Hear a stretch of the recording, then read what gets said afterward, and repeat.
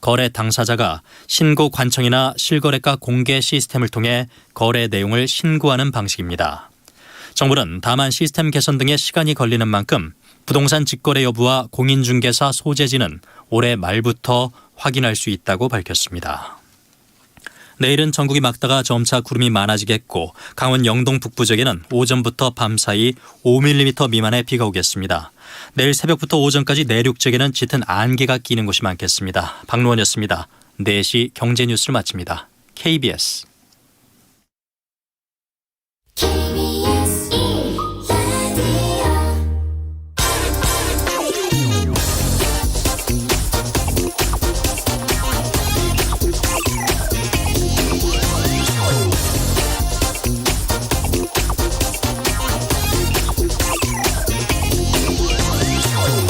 아홉 살짜리 초등학생이 22억 원으로 부동산 20채를 샀다면 이거 어떻게 봐야 할까요?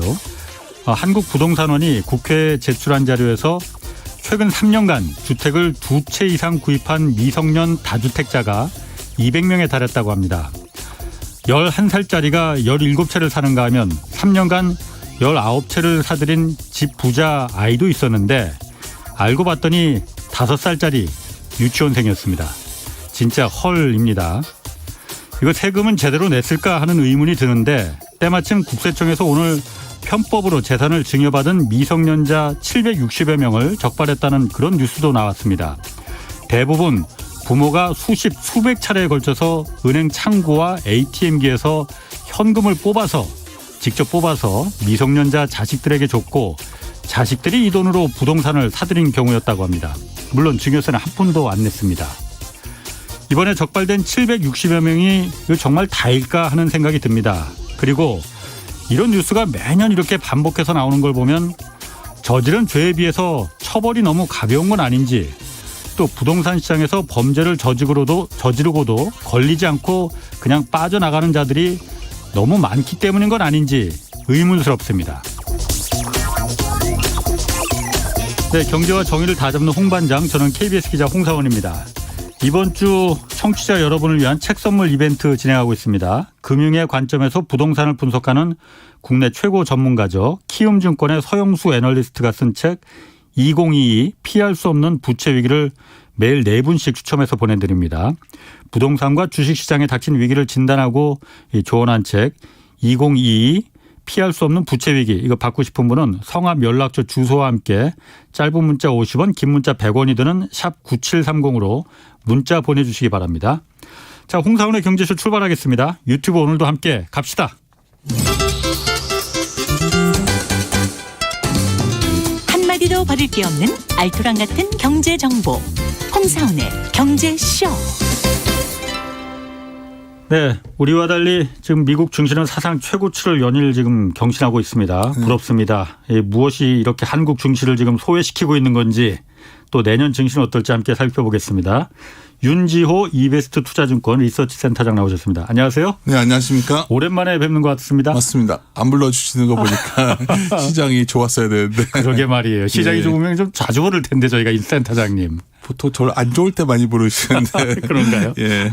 자, 먼저 미국 그 3분기 경제 성장률 발표됐잖아요. 네. 2.0% 나왔어요. 그렇죠. 좀 낮습니다. 전분기 2분기에 6.7%였잖아요.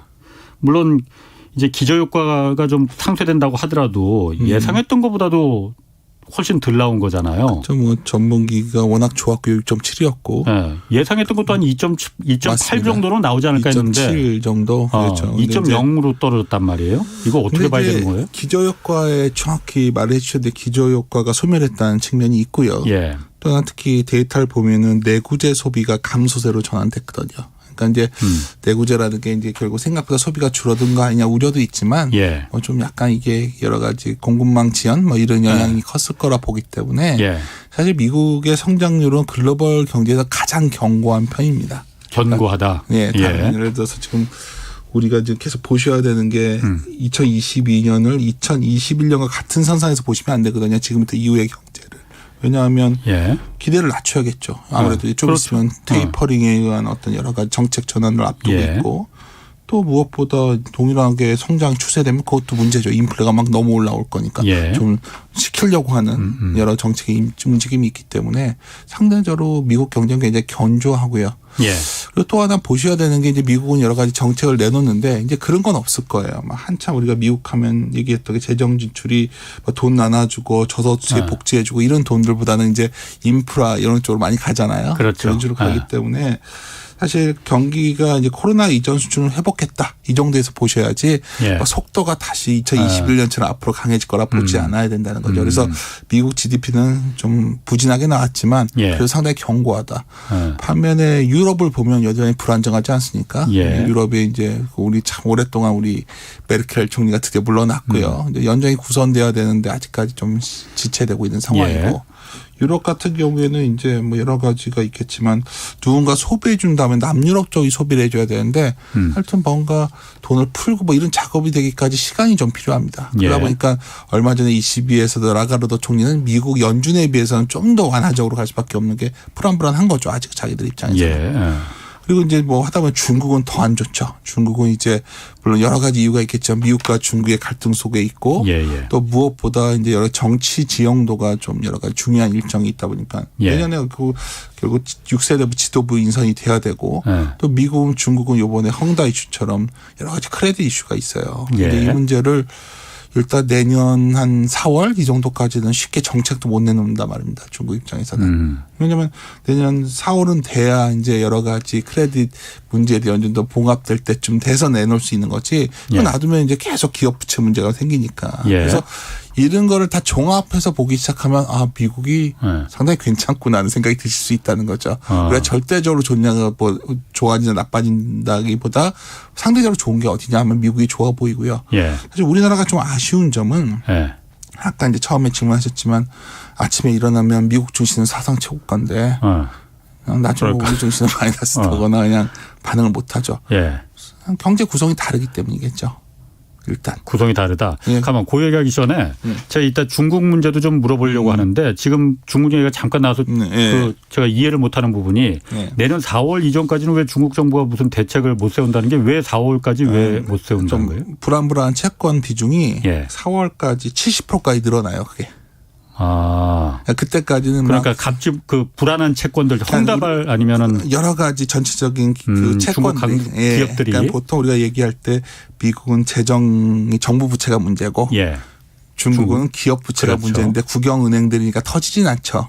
터지진 않지만 여기서 쉽게 구조조정 안 하고 넘어가면 계속 이 부실 문제가 쌓여갈 거 아닙니까? 헝다 이슈도 뭐 금융위기처럼 안 가던 이유는 헝다를 해체해서라도 국영은행에서 뭐 매각하고 뭐 이렇게 하면 되는 거거든요. 은행이 무너지진 않으니까. 그렇죠. 그런데 여기서 굳이 중국이 정책을 부양책을 써가지고 이걸 갖다 또 지금 내년 4월까지 어마어마하게 많은데 회사채 만기가 지금 이때는 정책을 쓰면 우리 구조정도 못하게 되니까 그냥 놔두는 거죠. 거기서 중요한 거는 누가 뭐래도 20차 공산당 대회가 있는데 보통 그 12월쯤에 어떻게 갈 것이다 이렇게 얘기를 해두고 정책은 좀 그 뒤에 4월쯤에 내놓거든요. 그러면 그때까지 정책적 공백기가 있다는 거죠. 그래서 얼마 전에도 계속 이제 일부에서는 세계 우리가 좀 장이 안 좋으니까 중국에 연동되는 성향이 좀 있다 보니 아 중국이 이제 GDP가 안 좋게 나오면 부양책이 나올 거야 이렇게 기대들 하시지만 중국은 쉽게 카드를 안 열 겁니다. 그래서 이런 엇박자가 나는 구도에 있다 보니까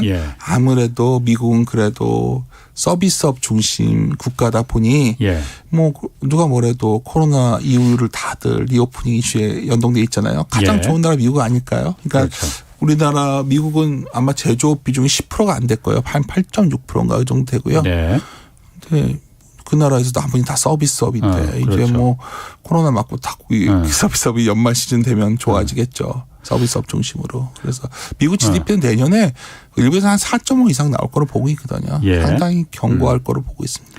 아니 그런데 미국 이제 GDP가 지금 2.0 이거 나온 거로 이제 그 실망할 필요 없다. 그래서 그 펀더먼털은 견고하다라고 말씀하시는데 미국이라는 게 GDP가 어쨌든 성장이 주도하는 게 소비를 위주로 해서 그 많이 그 성장을 주도하잖아요. 그런데 여태까지 그 미국 사람들이 소비를 계속 이제 좀 지갑을 많이 열었는데 맞습니다. 지금 소비 지출이 얼어붙었잖아요. 지금 보면은 소비 지출 증가율이 이번 분기에는 1.6%였어요. 전 분기에 12%였는데 예. 줄어들어도 너무 지갑을 너무 닫았단 말이에요. 이게 좀 그게 아까 내구재 소비입니다. 자동차 내구재 소비. 같은 거. 공급망 지원 때문에 못 사고 하니까 예. 그 효과가 좀 컸었거든요. 이번에. 그런데 사고 싶은데 그러니까 물건이 없어서 못 샀다는 거예요. 모든 그러면? 것들이 재고가 적은 게 아니고요. 예. 재고 굉장히 상세하게 들어오셨기 때문에 제가 그랬는데 재고 중 자동차 재고만 제일 적어요. 예. 그래서 중고차 가격도 많이 오르고 이런 상황에서 예. 이번 분기에 소위 소비 감소세는 예. 특히 내구재 소비가 감소세 마이너스세까지 갔는데 그거는 예. 그 영향이 컸습니다. 그래서 일시적으로 좀 보는 겁니다. 공급망이 좀 네. 공급을 못 됐기 때문에 자동차 위주였고요. 예. 오히려 미국에서 내년에 미국은 왜 소비가 이런데 좋게 보시냐 예. 저한테 질문을 하셨는데 아하. 예를 들어서 미국 사람들이 뭐 노트북을 더 사고 TV를 더 사고 이럴 것 같지는 않아요. 그걸 만약 많이 사면 우리나라 수출 기업들이 좋아지겠죠, IT가. 예. 그건 그렇죠. 아니고요. 미국에서 보면 더 레스토랑도 많이 가고 예. 공연도 많이 가고 여행도 많이 갈 것 같습니다. 예. 오히려 관광객들이 미국으로 많이 들어갈 것 같고요. 예. 뉴욕 거리에도 굉장히 관광객이 넘쳐나는 예. 그러면 미국 경제는 좋아지거든요. 그걸 말씀드린 겁니다. 그래요. 예. 혹시 그 소비가 줄어든 게 네. 지난 분기까지는 굉장히 좋았잖아요. 그 소비 증가율이 한 12%까지 증가를 그렇죠. 했어요. 그게 네. 왜 미국에서도 재난지원금이라고 해서 그 $1,200씩 $1,400인가요? 네. 그냥 1인당 다 준 거 있잖아요. 네. 그게 영향이 컸는데 이번에 그게 없어지니까 이렇게 네, 뭐 그것도 영향이 있고요. 영향도 있고. 근데 미국 사람들은요, 네. 돈이 있으면 다 소비하는 사람들이에요. 최근에 소비를 보면 네. 뭐 리볼빙 카드, 난 리볼빙까지 다 돈까지 이제 빌려서까지 돈을 써요. 예. 그러니까 우리가 코로나 이전 수준의 소비 정도까지 회복이 된 거죠. 예. 근데 이제 좋게 보시는 분들은 이제 임금이 올라갈 것이고 미국에 자산 가격도 많이 올랐지 않습니까? 부동산이고 그래서 내년도 소비도 견조할 거다 얘기하는데 뭐 그 정도까지는 아닌 것 같고 예. 제가 보기에는 그래도 그러니까 우리가 올해와 같은 성장은 안 나오겠지만 예. 그래도 견고한 흐름은 나올 수 있는 게 미국이다. 이 정도로 말씀드릴 것 같아요. 그래요. 그런데 지금 또 하나 지금 미국에서 그 소비나 그 경제 성장률보다 네. 더 문제가 물가 상승률 아니에요? 맞죠.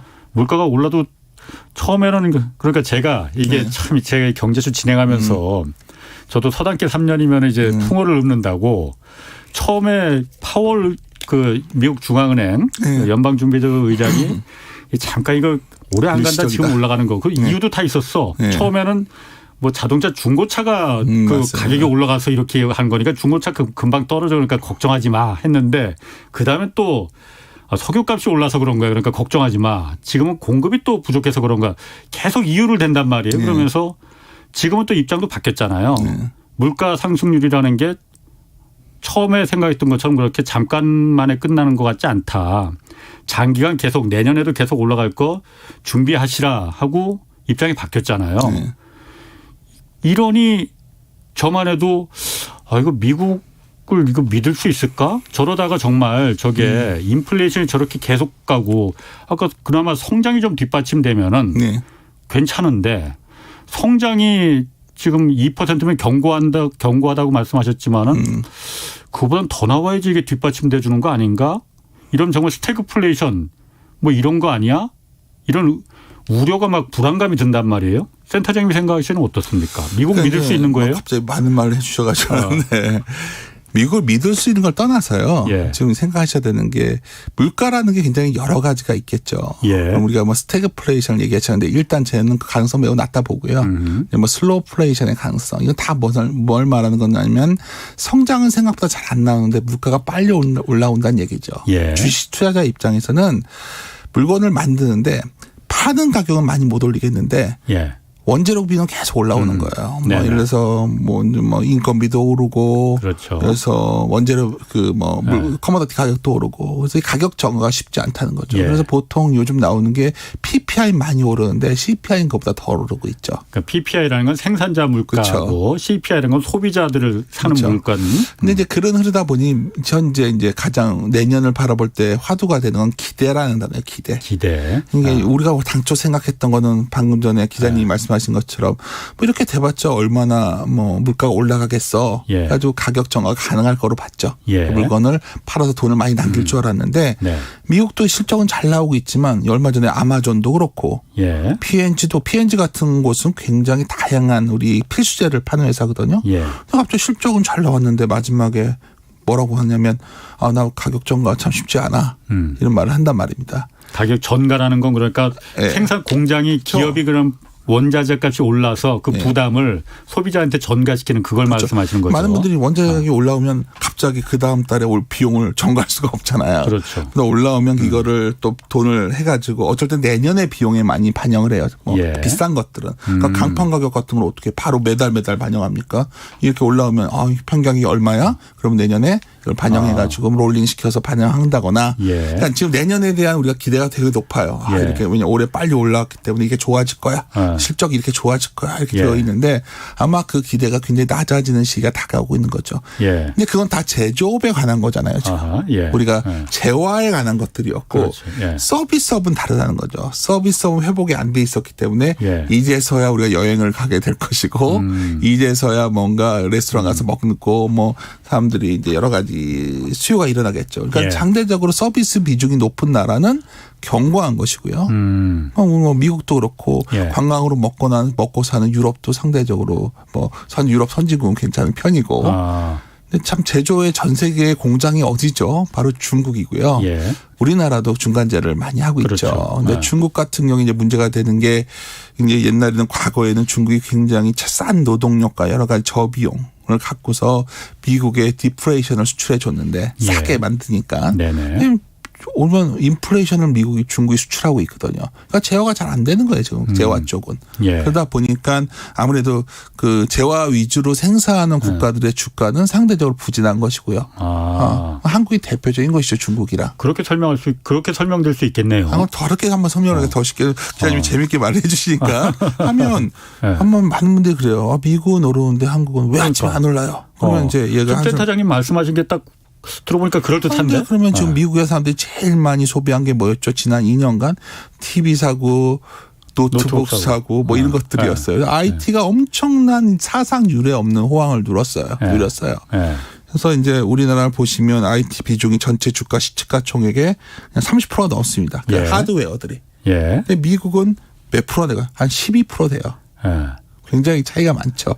미국은 굉장히 소프트웨어를 많이 만드는 나라예요. 그렇죠. 애플을 하면 애플은 그 서비스업을 많이 파는 거고 앱을 앱 환경을 우리가 하는 거고 그 팍스콘에서는 만들죠. 근데 누가 돈 많이 벌죠? 팍스콘이 벌 때도 있지만 애플이 많이 벌죠. 앱 팔아서. 그러니까 우리나라 같은 경우에 시총 구성을 보면 이런 문제가 있고요. 굉장히 경기에 연동되고 시크리컬적 요소가 한국 증시 강합니다. 그래서 우리가 과거에 글로벌 경기에 재화의 가늠자는 한국이란 말을 많이 했어요. 외국 자료들 보시면 한국의 코스피 그려놓고서 세계 경제가 코스피가 올라가면 좋아진다, 뭐 나빠진다 표현을 쓸 정도였으니까. 결론적으로 말씀드리면 이런 차이가 미국과 한국의 온도차를 좀 가져오고 있고요. 이것은 올해뿐만 아니라 내년에도 지속되는 거죠. 한번 얘기를 좀 우리 더 깊숙하게 들어가 보면 아마 제가 홍사훈 경제수에 나와서도 우리나라 일반 투자자들이 많이 투자했던 삼성전자에 대해서 좀 안 좋게 얘기를 했었을 거예요. 계속 그러셨어요. 그래서 안 좋아들 하셨는데 실제로 안 좋아졌어. 근데 문제는 전자가 이렇게 좋은 기업인데 왜 그랬을까 생각해 봐야 되는데 그러니까 여러 가지 문제가 있죠. 물론 공급망 이슈에 또 문제가 있어요. 그러니까 반도체에는 메모리도 있지만 통신칩 같은 게 있어요. MCU, 아날로그 칩 뭐 이런 것들이 좀 약간 레거시 제품들이 있는데 이런 것들 만드는 회사들이 공급망에 문제가 생겼어요. 근데 반도체 공장은 계속 돌려야 되거든요. 계속 찍어대는 거예요, 지금. 그러니까 올해 사실은 계속 찍고 있는데 생각보다 수요가 많지 않았거든요. 그래서 다들 얘기했던 게 내년 1분기가 되면 메모리 반도체 가격이 하락할 것이다 했어요. 근데 4분기부터 이미 꺾였죠. 고정 가격이 9.8% 급락했어요. 그럼 지금 얼마 전에 삼성전자 화이니스에서 재밌는 얘기를 했어요. 실적 발표하면서 주가 많이 빠져 있죠. 내년에는 수익성 위주의 경영을 하겠다. 저도 회사에 몸담고 있지만 매년 한 10월이 되면 내년도 사업 계획을 세웁니다. 자신 있을 땐 수익성 위주의 경영 얘기 잘하네요. 자신이 있을 때는? 수익성 위주의 경영은 다른 말로 하면 원가 경쟁력 확보하고 뭔가 뭐 쥐어짜야 된다. 뭔가 이런 걸 얘기하는 겁니다. 근데 이제 왜 그런 현상이 나오냐면 그러니까 출하를 많이 늘면 반도체 가격이 많이 빠질 게 아닙니까? 그러니까 그 비트그로스라고 하는데 그럼 반도체 회사들이 그 출하량을 좀 조절해 가지고 수익성을 제고하겠다는 거예요. 그 말을 한 거죠. 근데 뭐 잘 돼서 내년 상반기 내로 잘 끝나면 뭐 주가는 6개월 선행하니까 지금부터 사면 될 것 같기도 한데 세상이 그 맘대로 뜻대로 안 되거든요. 왜냐하면 내년에 예를 들어서 최근에 패널 가격도 급락을 했고 많은 그런 소위 우리의 그런 IT 관련 제품들은 최종 제가 많이 빠져버려요. 그러니까 이런 것들을 어떻게 해석해야 되죠? 이게 언제 내년에 좋아질 거야 이렇게 이야기 전에 저는 제가 보기에는 한 작년부터 올해까지 전 세계에서 소비가 굉장히 많이 일어난 것은 집에서 쓸 수 있는 것들이었던 것 같아요. 그렇죠. 그게 향후 1, 2, 3년에 그만큼 소비는 안 일어날 것 같거든요. 아마 사람들이 이제 옷을 사거나 다들 요새 그 얼마 전에 의류회사들이 얘기했지만 집에 가서 봤더니 잠옷이랑 골프옷밖에 없대잖아요. 그거랑 뭐죠? 그 요새 딱 붙는 옷 있죠. 뭐죠?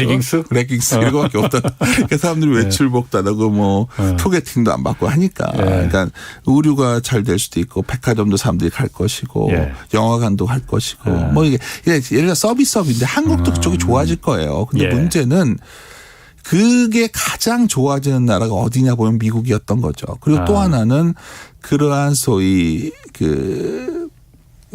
그러한 소위 무형제 경제. 그러니까 뭐 우리나라만 뭐 여러 가지 뭐 페이스북 이런 것들이 또 미국이 발전해 있다 보니 우리나라도 최근에 뭐 하이브도 오르고 그거 어떤 커뮤니케이션 업종이라고 하는데 사실 미국은 금융 소프트웨어, 미디어, 엔터 이런 것들이 보통 이런 게 좀 자유로운 거예요. 이런 소위 작년부터의 그거에 자유로운데 미국은 몇 %? 그게 38%예요. 전체 시가총액에. 그러니까 미국은 당연히 그쪽이 좋은 거고 한국도 아마도 최근에 뭐 여러 가지 드라마 열풍도 있지만 뭐 여러 가지 그런 관련 보통 기업들의 시가총액 비중이 계속 올라오고 있죠. 그러니까 사실 뭐 주가를 전체 지수를 놓고서 얘기하는 것도 중요하지만 앞으로 내년까지 변화에 우리나라 기업들이 유리한 환경이 아니라는 게 중요한 거 아닐까요? 그러게요. 지금 그래서 유튜브에 댓글도 지금 행복진이라는 분이 그래서 얘기 들어보니까 우리 장도 제조와 관련 없는 쪽만 주구장창 오르네요. 이런 그런가요? 주구장창이라는 말을 써도 되는 건지 모르겠는데. 뭐 증시에는 뭐 그런 용어 많이 씁니다. 진짜 그게 일리가 있네요. 그러니까 공연이 열기를 공급 부족이 전 세계 제조업을 갖다가 지금 위축시키니 서비스 쪽이 발달하는 그쪽으로 이제 주가도 반영이 되겠고. 더 큰 문제는 이거예요. 우리가 이제 공급망 문제가 해소되면 모든 게 해결될 거라고 생각을 하세요. 해결 안 돼요 그러면은? 지금 그럼 기자님한테 여쭤볼게요. 공급망 이슈가 해결된다는 거는 공급이 늘어난다는 얘기잖아요. 그렇죠. 근데 모든 나라가 각자 도생으로 생산을 하고 있어요. 사실 밑에 깔린 가장 우리가 제조업에 안 좋은 어떤 배경, 구조적 배경은 미국과 중국이 서로 각자 도생으로 갔다는 데 있어요. 서로 대결 구도로 가다 보니 바이든 정부도 뭘 만들고 싶으면 미국 와서 만들어. 자동차도 와서 만들어. 그렇지. 반도체도 와서 만들어. 중국엔 뭐 주지 마.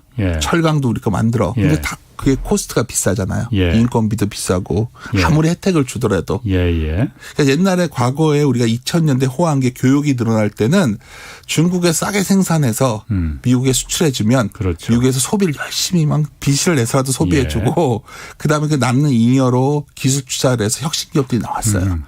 서로 차이 아메리카 시내라고 하죠 우리가. 근데 지금 시대는 뭐죠? 미국과 중국이 뭔가 저는 그 정치 지형은 잘 모르겠어요. 근데 시진핑도 그렇고 뭐 잘 안 물러날 태세고 우리가 이제 바이든 행정부에 대해서 뭐 제가 감히 말씀드리자면 바이든은 뭐 굉장히 노련한 분이에요. 상원에서 외교위원장부터 부통령 다 하면서 이번 선거 시즌 내내 여러 군데서 얘기를 했는데 그냥 선거 내내 자약 한 7주 중에 하나가 중국을 세계 경제 체제에 WTO에 데리고 들어온 거라는 얘기를 하는 사람이에요. 미국 중국이 변할 줄 알았거든요. 미국 사람들은. 들어오면 서구식으로 변할 줄 알았는데 흔히 우리가 중국을 갖다가 국가 자본주의라고 하잖아요. 시장 자본주의라고 안 하지 않습니까? 어쩌면 중국은 배제시키려는 게 있기 때문에 사실 그 과정에서 교역이 안 늘어난다는 거죠. 지금 문제는. 17, 18년에 굉장히 글로벌 경제가 힘들었던 거는 실제로 트럼프가 교역을 건드렸기 때문인데 그때는 그래도 트럼프는 말로 떠들었지 아주 심하게는 안 했어요. 근데 심하게 했어도 중국이 어쨌든 교역에는 자신 있는 거잖아요. 그때는 중국이 잘하는 걸. 그때는 그래도 중국이 뭘 사주면 미국이 받아줬죠. 아니 그러니까 그게 제조를 중국이 잘하니까는 트럼프가 그걸 건드리려고 하니까 안 먹힌 거잖아요. 그렇죠. 근데 지금의 바이든 정부는 그냥 막아버리잖아요. 그렇지. 기술로다가 그리고 막아버리고 미국이 그러니까 잘하는. 우리는 트럼프가 훨씬 강경한 줄 알았는데 트럼프는 그냥 말로 중국에 구슬리면 이렇게 장사꾼이었거든요. 예. 그러니까 바이든은 쟤네들은 좀 민주적이지 않아. 예. 우리와 어울리지 않아. 원래 시장에서 얼마나 재밌는 얘기 있었냐면 오늘 G20이 열리면은 마치 뭔가 미국과 중국이 그래도 약간 서로 대화를 할 줄 알았거든요. 나온 건 뭐였냐면 철강에 대해서 예. 그냥 얘네들은 빼고 해 이거였어요. 그리고 최근의 흐름을 보면 어떻게 근데 그러다 또 여기 문제가 생긴 게 뭐냐면 예. 이 모든 소위 인플레의 출발점은 천연가스예요. 가스예요. 가스가 유럽의 결국 사람들이 난방에 가스를 많이 쓴단 말이에요. 예. 그 유가는 주로 재화 생산에 쓰는데 예. 그냥 푸틴이 갖고 지금 갖고 어쩌면 줬다 폈다 하면서 이걸 안 열어주지 않습니까? 예. 결국 파이프라인에 가스를 공급해주면 모든 좀 이슈가 좀 잠잠해질 텐데 예. 이게 말씀드린 미국에 대항해서 중국과 소련이 그렇게 서로 대결 구도로 있기 때문에 예. 서로 주거니 받거니 해서 서로 싸게 생산하는 것을 주고 소비할 걸 해주면 경제가 살아날 텐데 그게 안 보인다는 거죠. 그리고 오히려 공급망 문제가 생겼지만 각자 생산을 하기 때문에 예. 아마도 캐파 증설이 굉장히 급격히 진행되고 있어요. 예. 반도체도 뭐 맨날 요새 듣는 건 반도체 공장 짓는다는 거, 그렇죠. 전기차 공장 짓는다는 거, 와 그래 이게 미래야 좋아. 하지만 한번 몇 년 뒤에 미래를 생각해 보면 그만큼 소비도 하겠죠. 예. 하겠지만 많은 경우는 저만큼의 생산량 늘어날 때를 누가 감당할 수 있을까? 우리가 인류가 굉장히 현명한 것 같지만 항상 그 경기 예. 사이클이 생기는 이유는 과잉 생산 때문이에요. 예. 근데 그건 항상 과잉 생산을 미리 알 수가 있어요. 우리가 토플러가 말한 것처럼 이미 일어난 미래가 있는데 그게 뭐냐면 예. 투자가 늘어나면 불안한 거죠. 투자가 늘어나면. 최근에 투자가 그리고 일부 분야는 굉장히 너무 공격적으로 이루어지고 있는데 예. 그게 어쩌면 장기적으로 반드시 득만되는 건 아니다. 저는 그렇게 보고 있어요.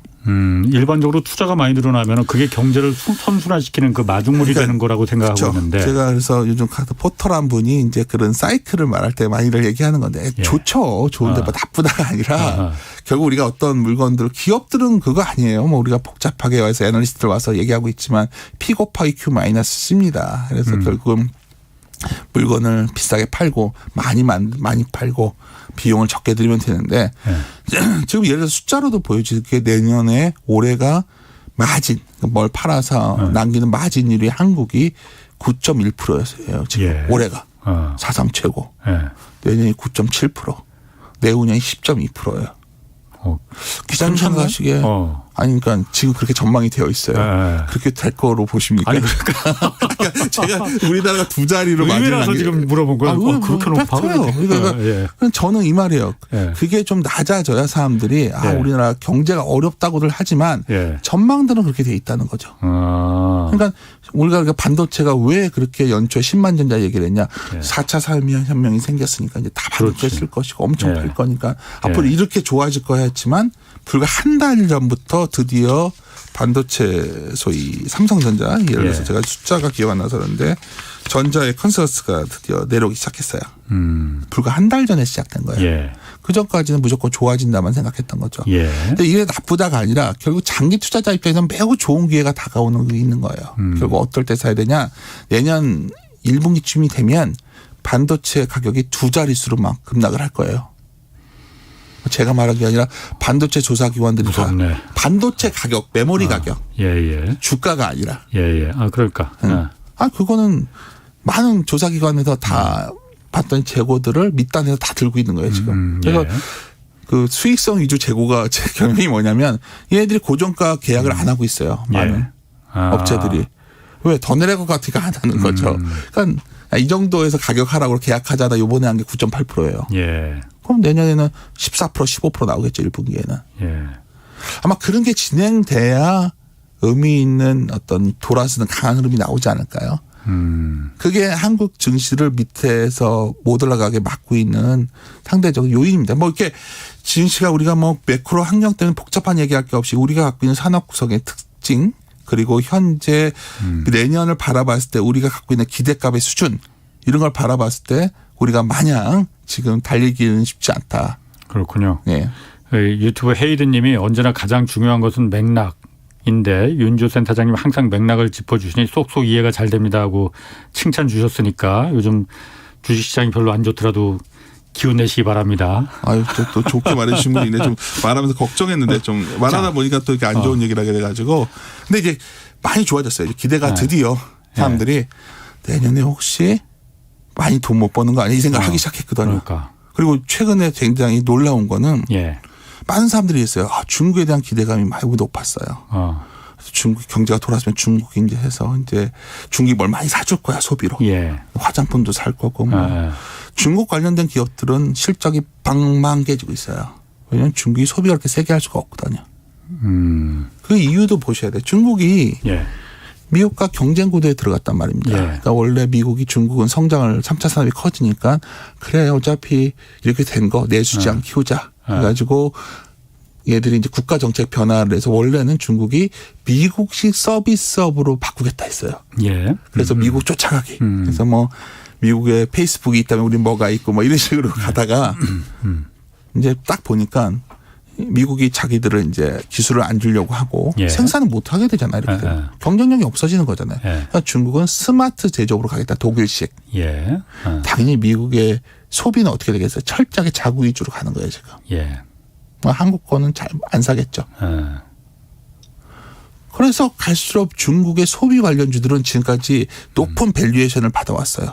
옛날에 이제 모 화장품 회사는 항상 높은 멀티플을 받았는데 그 이유는 중국 사람들이 우리를 좋아하니까 프리미엄을 받아야 된다는 논리였어요.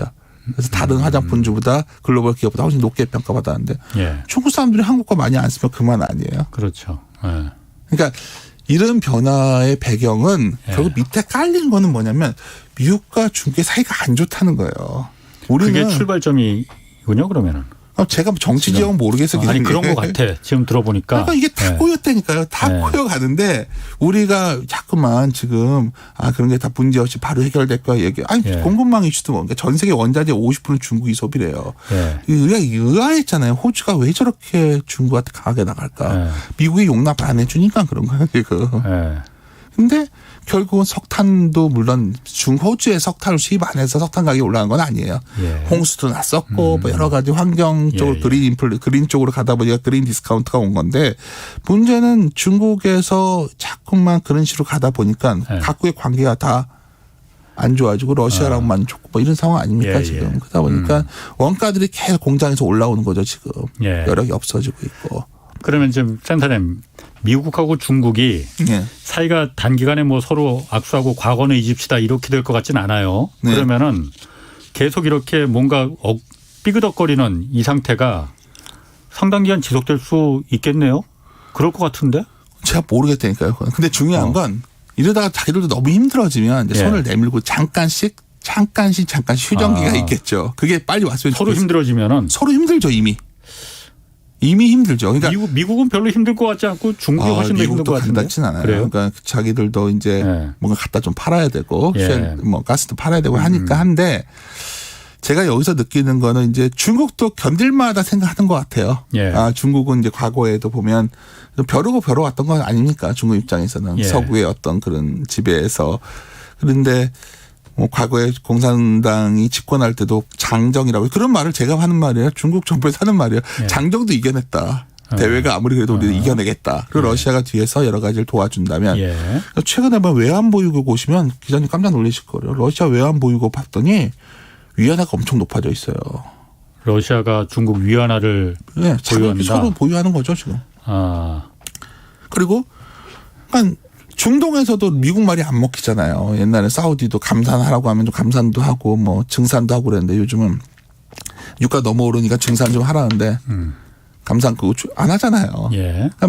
어쩌면 미국 입장에서는 이제 팍스 아메리카나를 지키기 위한 여러 가지 조치가 있겠지만 어쩌면 이 갈등 구도가 쉽게는 해결 안 될 거예요. 근데 제가 이제 그나마 희망으로 보는 건 이런 말을 드리면 또 여기 말고 또 타석에서는 뭐 그런 중국이 뭐 대만을 침공한다 이런 얘기 나오는데 저희가 모르고 가능성 낮다 봐요. 뭐 이렇게 무모한 짓들을 하겠습니까? 근데 최소한 그 시그널을 언제 봐요? 중국은 그래서 안의 개혁에 집중하는 것 같아요. 그게 헝다인 것 같습니다. 그러니까 기업들이 되게 불안한 너무 방만했지 않습니까? 헝다가 얼마나 무모한 행동을 한 겁니까? 그렇죠. 그런 게 더 문제되기 전에 예. 좀 말로 마게 하고 혁신 예. 기여로 바꿔놓고 그렇게 정리 좀 하고 예.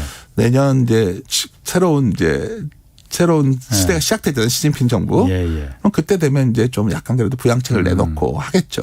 근데 그 시간까지 우리는 어디에도 우리나라가 참 그렇다고 중국에 완전히 종속될 수도 없고 미국에 그럴 수도 없고 뭐 일본처럼 완전히 대만 미국에 붙을 수도 없고 뭐 이런 중국 시장이 크니까 예. 우리는 뭐 정치적 이슈가 아니라 경제 때문에 그럴 수도 없거든요. 예. 이런 중간에 낀 국가다 보니 외국인들이 선호 안 하는 것 같습니다. 한국을.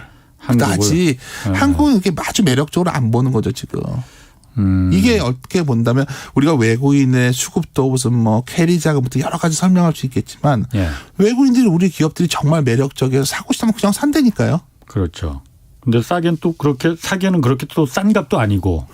뭐 싸다고 하이닉스 같은 건 싸요. 싼데 또 막 올라가기 만만치 않아요. 하이닉스가 과거에 PBR 저점이 0.9배인데 그게 한 9만 원 약간 깨지는 수준이거든요. 이번에 하락할 때 거의 9만 원 왔었으니까. 예. 그렇지만 그게 막 자식이 올라간다고 말할 수는 없죠. 그러니까 재미가 없다는 거죠. 자, 그럼 어쨌든 미국은 어쨌든 예. 뭐 미국하고 중국하고 둘이 뭐 싸우더라도 미국은 지금 뭐 어쨌든 주식 시장이 사상 최대치를 뭐 예. 연일 부럽게 올라가고 중국도 그렇게 나쁜 건 아니잖아요. 그렇죠. 근데 왜 한국만 이렇게 나쁜데 이제 오늘부터 이제 위드 코로나 이제 시작됐단 말이에요. 예.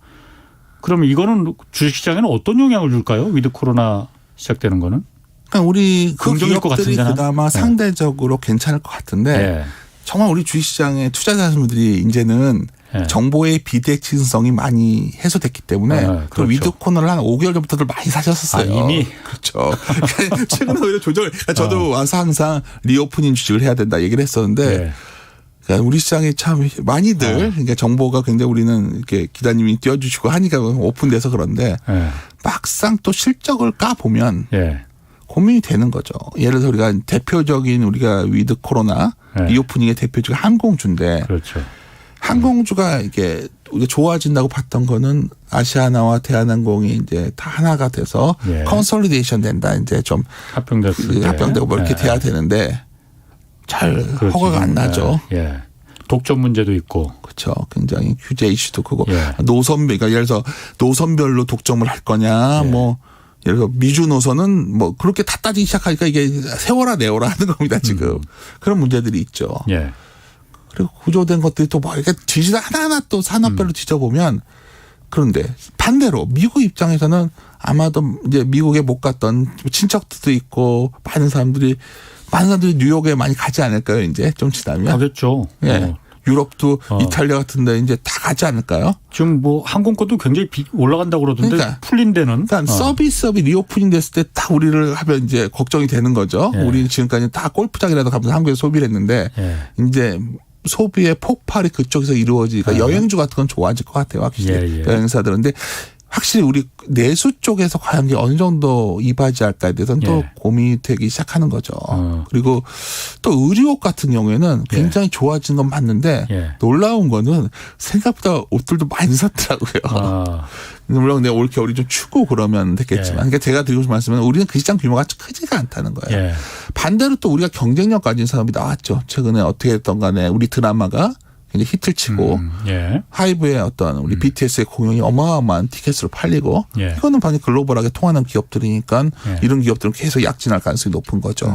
근데 이런 것들이 우리나라 시가총액을 지배하고 있지는 않거든요. 그렇죠. 또 하나 마이너죠. 이 중에서 가장 서비스에서 가장 큰 업종이 뭔지 아십니까? 사실 금융업종이에요. 아, 미국은 그렇죠. 금리가 올라가고 이런 소위 되면 금융업종이 엄청나게 많이 올라가요. 예. 한국도 요즘 최근에 굉장히 성과가 좋았지만 상대적으로 아직 강하지는 않았단 말입니다. 예. 이런 고민이 좀 되는 상황이다 보니 제가 드리고 싶은 결론은 아까 첫 질문으로 돌아가서 상대적으로 우리가 부진한 거는 너무나 당연하다는 거예요. 그러니까 미국이 되는데 미국이 올라가는데 우리가 못 올라가는 거는 물론 화가 나시니까 막 공매도 때문이야부터 온갖 얘기를 하지만 그 이유도 영향이 있어요. 그런데 미국 왜 외국 애들이 우리를 안 살까 보면 우리는 그러한 국면에서 매력적이지 않았다는 거죠. 그리고 더 데이터로 말씀드리면 지금부터 이제 미국은 어떻게 하든지 인플레 기대 심리를 꺾으려고 할 거예요. 미국 입장에서 인플레 기대 심리처럼 무서운 건 없거든요. 그렇죠. 왜냐하면 인플레 기대가 생기면 다 임금을 올려달라고 할 것이고 생풀 다 올라가면 이제 나한테 통제가 안 돼요. 예. 아마 당장 이번 주에 연준에서 파웰은 말을 다르게 할 겁니다. 예. 일시적이란 말은 설마 안 빼겠지만 아마도 저 생각에는 내년에 미국의 금리 한 2번 이상 올릴 거예요.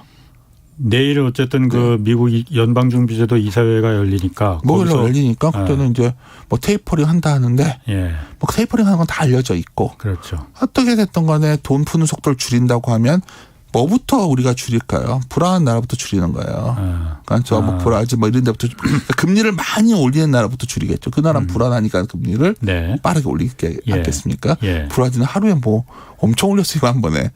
나머지는 그 미국 입장에서 그럴 필요가 없죠. 그러다 보니 아마 돈들도 상대적으로 선진국 위주로 가고 인플레 기대치를 꺾여 놓으면 달러가 강해지면 이머징에 돈이 안 들어요. 달러가 그렇지. 약해야 아 그래 다른 나라에도 투자해볼까 생각이 들죠. 예. 그리고 다른 나라 혁신 기업에도 투자해보고 하는데 지금은 달러 위주로 계속 가다 보니 화가 나죠. 저도 그냥 왜 테슬라만 테슬라도 저렇게 비싼데 저것만 가고 막 예. 이해가 안 가지만 사실 이게 17년, 18년, 13, 14, 15년 그다음에 하여튼 90년대 반복되어 왔던 현상이에요. 캐리 자금 때문에. 지금 와서 보면은 아니 지금 와서 아니라 그냥 뭐 저희 같은 사람 제가 이제 지금 55이니까 예. 와서 참 변하지 않고 반복되는 것 중에 하나가 예. 하여튼 미국에 돈이 들어갔다 나왔다. 미국에서 예. 돈이 나올 때가 중요한데 예. 이머징 쪽에 들어올 때는 달러가 약할 때였어요. 예. 그리고 좀 긴축 기조가 아닐 때. 예. 작년이 그랬잖아요. 한국이 전 세계에서 상승률 1등 나라 중에 하나였어요. 예. 예. 왜 그러냐면 제조업이 그때 좋을 때였으니까. 이게 반대로 국면으로 모멘텀이 바뀌고 있는데 작년과 같은 모습을 기대하는 건 아닌 것 같다는 거죠. 제 말은. 그래서 이 기간이 그럼 언제쯤 끝날까 저도 모릅니다. 저걸 알면 제가 예언자고 뭐 천재죠. 기계 알 수가 없는 건데 분명한 거는 좀 일단 올 연말 연초가 그렇게 시장이 우리가 당초 생각했던 것처럼 편하게 움직이는 장은 아닐 것 같다. 그 중에서도 이제 제조업은 그렇게 전망을 어둡게 보시는 거군요. 상대적으로 서비스 쪽이 다른 나라처럼. 그렇죠. 그렇게 올해 내내 봐왔는데 예. 하나 좀 긍정 얘기를 드리자면 그래서 이제 제조업이 조정을 많이 받았어요. 예. 뭐 이미 조정을 받았다 이거죠. 저렇게 빠졌고 삼성전자도 빠졌고 예. 뭐 하나하나 보면 매력적인 게 왔는데 그렇다고 해서 막 공격적으로 살 시기는 아니지만 예. 뭐 이런 것들 예를 들어서 현재 제가 간단하게 예를 들자면 내년도에 소위 마진율이 예. 9.7%가 아니라 한 9%가 깨진 정도 수준 오면 그때는 한번 사볼만 하겠죠. 사람들이 기대가 낮아야 전진할 수 있거든요. 예. 그냥 주가라는 게 그렇지 않습니까? 예. 내가 이 정도밖에 생각 안 했는데 이거보다 더 좋은데 해야 주가가 올라. 작년에 그랬잖아요. 예. 코로나 때문에 큰일 날 줄 알았는데 예. 생각보다 좋은데? 뭐 이런 느낌이 받을 때 주식시장이 강하게 올라섰는데 예. 아직은 너무 우리가 그 기대 수익이 높은 거예요. 말로는 다들 힘들어하지만 전체적인 어떤 시장에 대한 기대치는 예.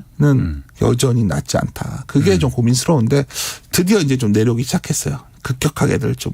그러니까 올해 3분기는 실적이 잘 나와서 좀 버티고 있지만 내년도 실적은 툭툭 내려오고 제 생각에 지금 순이익 기준으로 보면 내년도 우리나라 전체 순이익 올해는 네이버가 있어가지고 그냥 순이익이 좀 올해는 굉장히 높게 나왔거든요. 드디어 좀 있으면 역성장하는 걸로 나올 것 같아요. 감익으로 내년이. 엄청나게 수익이 난다고 돼 있었거든요. 급격하게 내려오고 있습니다. 그래서 이 부분들이 이제 4분기까지 진행이 되면 기대가 내려왔을 때 사면 내년에 또 좋은 성과 나오지 않을까 저는 이렇게 보고 있습니다. 아까 잠깐 말씀하시기 그 미국 연방준비제도가 그러니까 올해 이제 테이퍼링이라는 건 돈 풀기 이제 시작하겠고 금리를 기준금리를 언제 올리기 시작할 거냐 그게 관심인데 아까 말씀하시길 내년에 2번 정도 올릴 거라고 말하셨어요. 그러니까 지금 중요한 건 원래는 테이퍼링과 금리 인상은 기계적 연결고리가 없다. 파웰이 맨날 그 얘기를 했어요. 지금까지는. 원래 테이퍼링 끝나면 바로 기준금리를 올리는 거 아니에요? 아니에요. 그렇지 않아요? 그렇지 않습니다. 원래는 테이퍼링이 1,200억 불이란 말이에요. 그럼 매달. 원래 계획은 100억 불씩 한 1년 동안 걸쳐서 수도꼭지를 서서히 줄여가는 걸로 알고 있었는데 지금은 150억 불이에요. 기대치가. 근데 제 생각에는 이번엔 150억 불이라고 할 것 같은데 갑자기 다음에 FOMC는 200억 불 할 수도 있는 거예요. 그러면 6개월 만에 그냥 다 6개월 전에 끝낼 확률도 매우 높아요. 그렇죠. 왜냐하면 아시다시피 지금 현재 미국의 여러 가지 비용에 대한 부담들 예. 그것도 해소가 안 되고 있기 때문에 예. 일단 줘야겠죠 그거를. 그러다 보면 이제 그것도 미국도 요새 좋긴 하지만 또 말씀하시니까 저희들이 오늘 여러 군데서 같이 얘기하다 내린 결론은 미국도 좀 불안해요. 그래서 연말에 좀 버텨주겠지만 결국 이 문제가 결국 발목을 잡을 확률이 높고요. 돈줄을 줄이니까. 그리고 또 문제는 결국은 왜 금리를 올릴 수밖에 없냐면 그러니까 결국 우리가 이번에 코로나라는 사태가 이런 일이 인류 역사상 없었잖아요. 뭐 위기가 오면 뭐 누가 파산을 하거나 뭐 예를 들어서 뭐 전쟁이 나서 뭐 시설 부서지거나 뭐 이래야 금융기관이 파산하거나 뭐 이래야 되는데 이번에는 놀랬고 우리가 너무 준비를 잘 해놓은 거죠. 인류가 미국의 중앙은행이 위기가 오면 기계적으로 매뉴얼을 만들어놨어요. 따다다 이렇게 돈 풀면 돼. 심지어 개인들한테 돈도 직접 다 줬어요. 이게 엄청난 모든 곳의 자산을 갖다 급등시켰고 그렇죠. 아까 처음 시작하실 때 일시적이라고 믿었던 거죠. 통제할 수 있을 거라. 통제가 안 되고 있거든요. 그러면 그러니까. 방법이 뭐죠? 우리가 인류가 인플레이션이 두려워하는 거는 인플레 기대 심리가 두려운 거예요. 앞으로 계속 물가가 올라간다 생각하는 순간 모든 사람들이 모든 걸 다 올리거든요.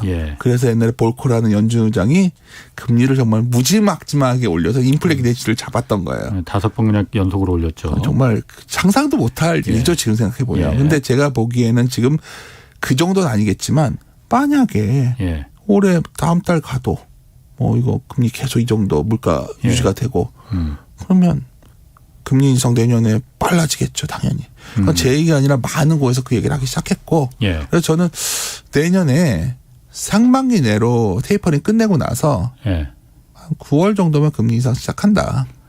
그것들이 최근에 얘기가 많이 나오고 있고.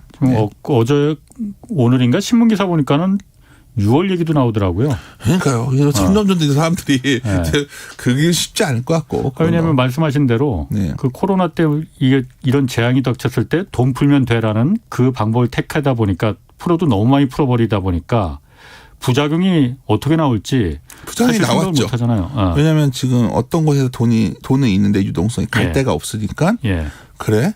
그러면 가상화폐라도 사볼까? 거기도 그러니까 모든 자산이 다 그냥 거품이 낀 거잖아요. 그러다 보니까 지금 얼마 전에 사실 그 트위터 경영자가 얼마나 경제 쪽에 그렇게 인사이트가 있는지 모르겠지만 하이퍼 인플레이션 얘기까지 했잖아요. 그것도 봤는데 그거는 좀 너무 그 정도는 좀 오반가? 오버라고 보고 스태그플레이션도 오버입니다. 그거는 70년대 달러 위기에서 출발된 거였고 그거는 좀 다른 경우지만 여하튼 인플레를 통제하고자 하는 제어하려고 하는 어떤 강한 움직임들이 좀 예견되어 있다는 게 중요한 것 같고요. 그런데 지금 통제를 못 하고 있지 않습니까?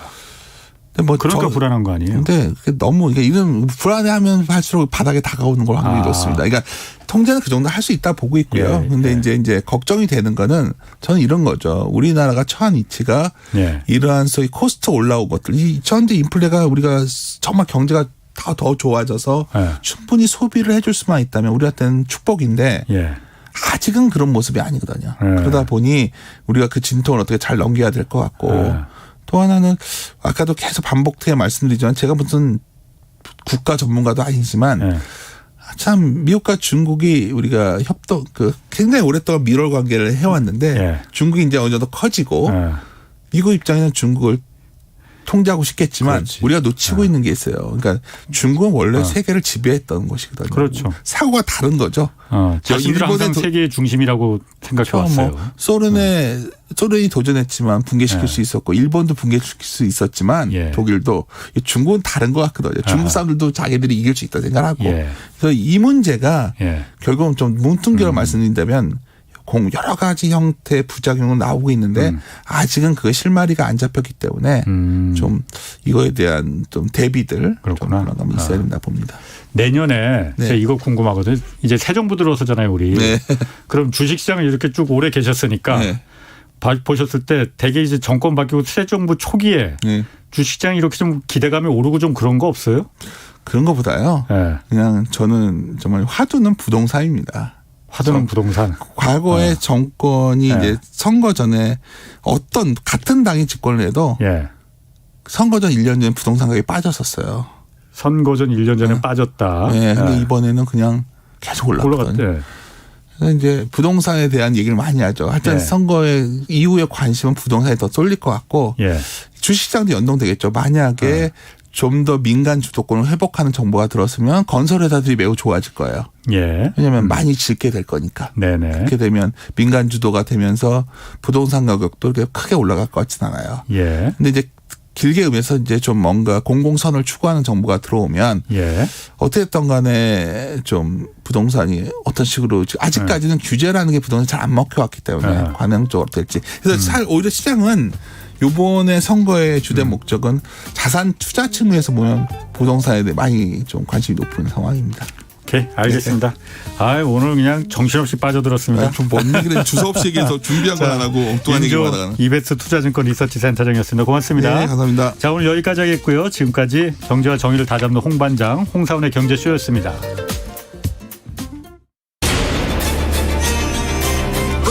K 드라마 And the Oscar goes to Parasite. K 무비 K 팝 세계를 뒤흔들고 있는 K 열풍 이제 최경영의 최강 시사가 이어갑니다. 대한민국 대표 K 시사 매일 아침